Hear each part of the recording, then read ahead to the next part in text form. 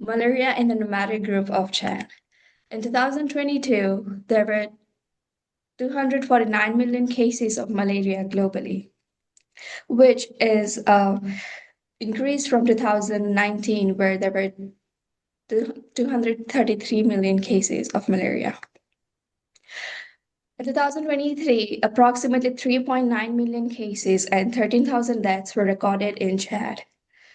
The figure here represents the malaria prevalence in the general population by province in 2017, which which shows that there were more malaria in the southern part of the Chad, which is because of the fact that the southern part is semi-humid, because of which there are more malaria cases.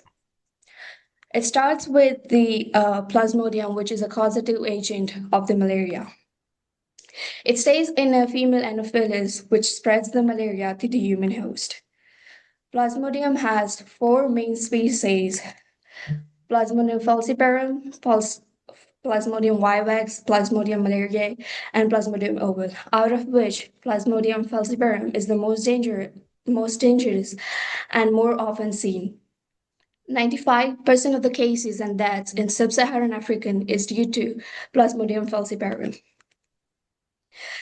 When it goes to the human host, it first infects the liver by multiplying there, and then it goes on to the blood to infect red blood cells and rupture the red blood cells, which is responsible for bringing the clinical symptoms like fever, chills, sweats, and weakness. If left untreated, it can affect brain, kidney, and intestine. In Chad, for nomadic groups, lack of education is caused by constant travel and not being able to have a consistent source of education, caused by a long tradition of constant travel, looking for new places of pastures for livestock and other water sources. And especially environmental impacts, such as especially caused by recent causes of climate change, have made many of their traditional routes more difficult to access. And all of these are factors as to why the rate of infection is so much higher among nomadic groups. Specifically, tribes like the Tubu, Fulani, and Zaghawa are affected the most by all of these. Studies reveal that 24.6% of nomadic children in Chad are infected with malaria. This has a lot to do with the education factor that is lacked in nomadic groups, and the rate of infection is much higher with boys than girls. Malaria accounts for about 40% of all outpatient consultations with doctors in Chad, and the incidence is about 209.61 per 1,000 people. Children under 5 experience most of the malaria as opposed to adults in Chad. They experience over 60% of the cases, and the Plasmodium falciparum causes over 95% of infections. The transmission is highest during the rainy season due to the accumulation of mosquitoes during that time. And due to the nomadic groups that travel through high transmission zones, it contributes to higher infection rates compared to settled populations who aren't moving around as much. Malaria crisis in nomadic groups living in Chad has to do with the high mortality rate, which is about 3.9 million in 2023. This has to do with limited access to healthcare facilities and delayed treatment due to the nomadic group's constant mobility. This has an impact on the weakening of their community and the traditions that they carry with them, and it increases the vulnerability of children and pregnant women. This affects the physical ability to herd and migrate with livestock due to the sickness, and then that causes economic strain from the reduced productivity. The high-risk populations are again children under 5 who account for about 80% of all malaria deaths in the country, and pregnant women who 1 in 4 of them experience malaria infection during pregnancy in the high transmission regions. Nomadic communities represent about 3.5% of Chad's population, and due to their constant moving, they have about 30 to 40% less access to healthcare facilities, and ITN usage is estimated at under 40% among their mobile households. Vaccination and preventative treatment reach about 20% of nomadic families in some districts. Some proposed interventions that we have chose to delve deeper into is the distribution and use of insecticide-treated nets, ITNS, which by the CDC is stated as lightweight, portable beds that are best suited for nomadic peoples, and indoor residual spraying, IRS.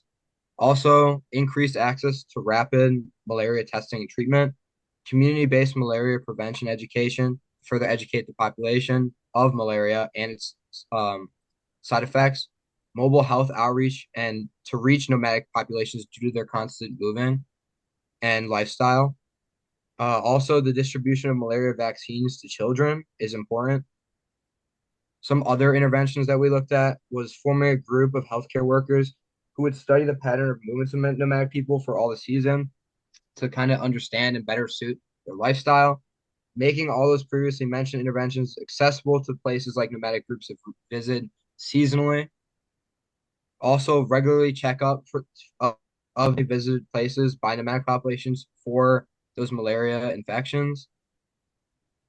Also, we wanted to make note of this new study. It's a biopesticide set to focus strictly on mosquitoes itself. There's not too much information about it, but we thought it was important to make note of at least.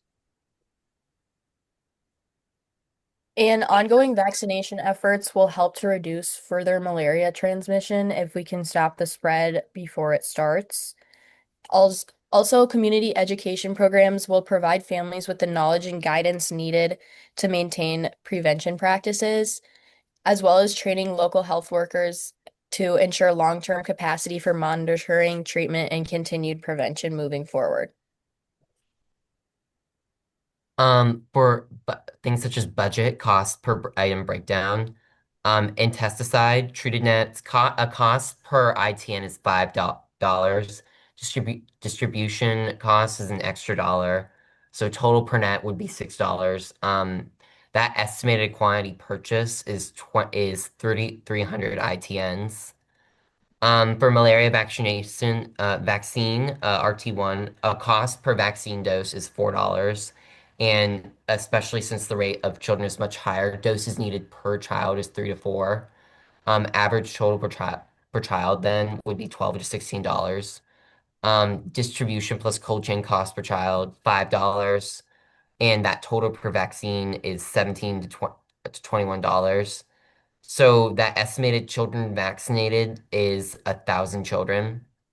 And when it comes to personnel like doctors, CHWs, educators, doctors and clinicians like locally are $25 to $40 per day. Community health workers are on that cheaper end to like $10 to $15 a day. Educator training sessions are $100 to $200 per session. So that's more on the expensive side. So estimated allocations is $10,000. Supports training sessions, vaccine days, and community education events through 2030. Education and community outreach materials like pamphlets and flyers per household are like 20 to 40 cents. Radio messaging, $100 to $200 per broadcast cycle, so a little more expensive, but it reaches out more. School-based education kits, $15 to $20 each, so that estimated allocation would be around $5,000.